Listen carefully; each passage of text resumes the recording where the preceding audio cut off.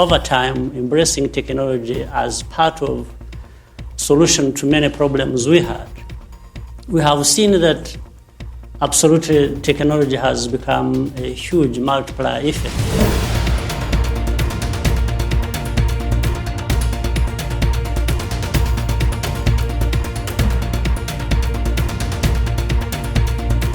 The mood going into WEF Africa in Kigali, Rwanda isn't exactly buoyant. The International Monetary Fund says sub-Saharan African economies will grow at the slowest pace in 16 years this year.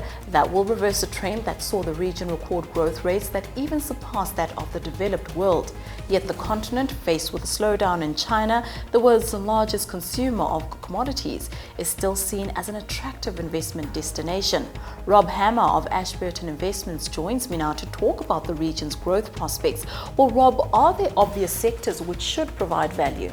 Well, Mashudu, the question of growth in Africa is a very fascinating question at this point in time, particularly for South African investors, because what we've seen with South African investors a few years ago was a real scramble for Africa in many different forms.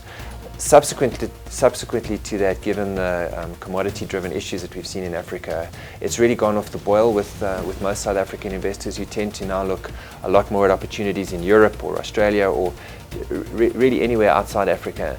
And actually, I think the opportunity remains in Africa at the moment, although obviously it's very important to point your appetite in the right direction. The evidence for that is really in the economic growth rates. Economic growth rates in sub-Saharan Africa, excluding South Africa, is 4.4%. You compare that to the 0.6% we're expecting in South Africa this year, and you can really see that there must be some very interesting opportunity available in Africa. I think what would be great to see coming out of World Economic Forum is where would that opportunity be in terms of geographies and in terms of sectors. And so it'll be great to see what comes out of World Economic Forum in that respect.